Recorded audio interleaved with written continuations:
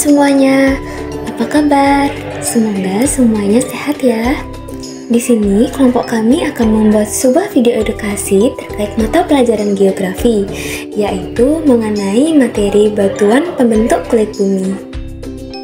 Tapi sebelum itu, teman-teman tahu nggak sih kalau ternyata bumi kita ini memiliki dua lapisan utama loh, yaitu lapisan udara dan lapisan dalam bumi. Secara umum, lapisan dalam bumi terbagi menjadi 3 lapisan, yaitu lapisan barisfer atau lapisan inti bumi, lapisan astenosfer atau lapisan mantel bumi, dan litosfer atau lapisan batuan pembentuk kulit bumi atau kerak bumi. Nah, kira-kira apa sih itu litosfer? Litosfer disebut juga lapisan kulit bumi. Litosfer mencangkup kerak bumi dan bagian atas mantel bumi hingga kedalaman 100 hingga 200 km. Asal kata litosfer adalah dari kata litos, dari bahasa Yunani yang artinya batuan, dan sfer yang artinya lapisan. Jadi makna dari litosfer adalah lapisan batuan. Secara umum, batuan penyusun litosfer terdiri atas batuan beku, batuan sindemen, dan batuan metamorf.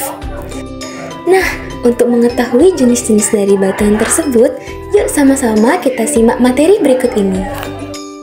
Batuan beku adalah jenis batuan pembentuk kulit bumi yang terbentuk melalui pendinginan magma atau lava. Proses pembuatannya melibatkan pendinginan cairan magma dalam bumi yang disebut intrusif atau di permukaan bumi yang bisa disebut ekstrusif, sehingga membentuk kristal-kristal padat.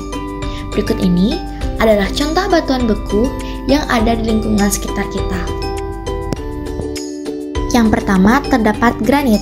Granit adalah batuan beku intrusif yang terbentuk melalui pendinginan magma di dalam bumi.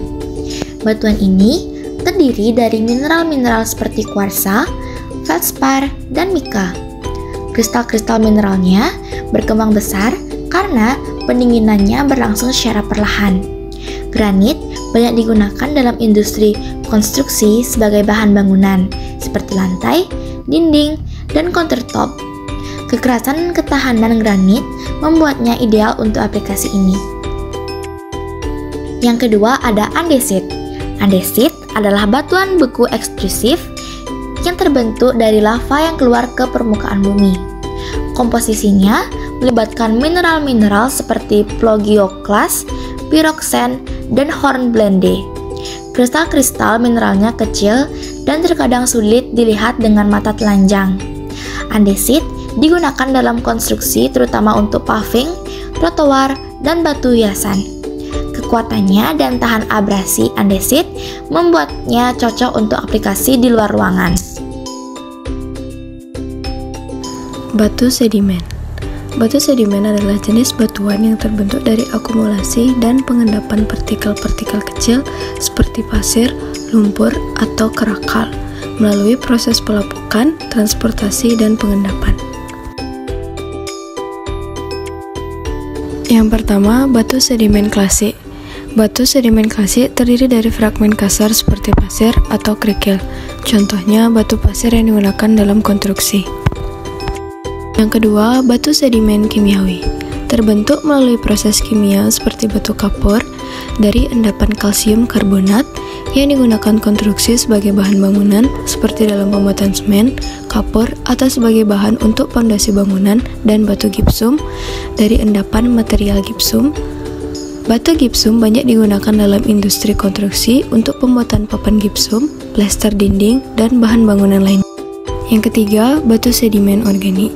Dibentuk dari sisa-sisa organisme seperti batu bara dari sisa tumbuhan yang mengalami karbonisasi. Batu bara utamanya dimanfaatkan sebagai sumber energi dalam pembangkit listrik, industri, dan batu karang dari kerangka organisme laut yang mengalami presipitasi kalsium karbonat yang sering dimanfaatkan dalam pembuatan bahan bangunan seperti batu hias dan lantai. Yang selanjutnya ada batuan metamorf.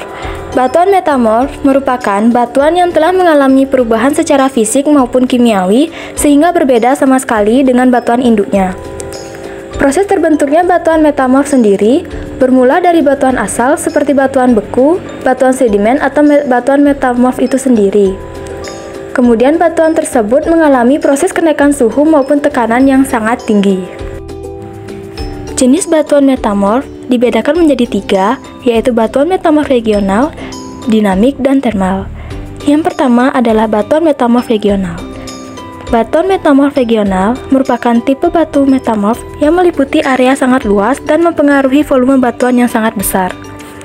Batuan metamorf regional terbentuk dari proses perubahan suhu dan tekanan yang tinggi sebagai akibat dari proses regional seperti subduksi atau kolisi. Contoh pemanfaatan batuan metamorf regional bisa kita lihat dari batu kuarsa yang digunakan untuk kaca jam tangan. Yang kedua, ada batuan metamorf dinamik. Batuan metamorf dinamik adalah batuan yang terbentuk dari proses perubahan tekanan akibat adanya pergerakan atau pergeseran tektonik tanpa mengalami perubahan suhu akibat dari intrusi magma panas. Pemanfaatan dari batuan metamorf dinamik bisa kita lihat dari batu sabak yang digunakan untuk pembuatan papan tulis. Pemanfaatan batuan metamorf antara lain sebagai pembuatan kaca dan keramik, sebagai bahan campuran semen, papan tulis, panel instrumen listrik, dan zaman dahulu digunakan sebagai pengganti buku. Selanjutnya, ada jenis batuan metamorf termal. Jenis batuan ini merupakan batuan yang mengalami proses metamorfose akibat dari adanya pengaruh dari gas-gas yang ada pada magma. Umumnya, metamorf termal terbentuk karena adanya intrusi magma panas pada batuan di dalam kerak bumi. Selain itu, ada juga metamorf termal yang tidak disebabkan oleh pengaruh magma yang disebut metamorfisme pembebanan. Pada proses metamorfisme pembebanan, perubahan suhu disebabkan oleh gradien geotermal bumi akibat dari berat batuan di atasnya. Pemanfaatan dari batuan metamorf termal bisa kita lihat dari contoh kehidupan sehari-hari, yaitu batu marmer yang sering digunakan untuk lantai bangunan. Siklus batuan adalah proses alamiah yang melibatkan pembentukan, perubahan, dan penghancuran batuan di permukaan bumi. Siklus ini terdiri dari 3 tahap utama, yaitu pembentukan batuan, transformasi atau perubahan batuan, dan degradasi atau penghancuran batuan.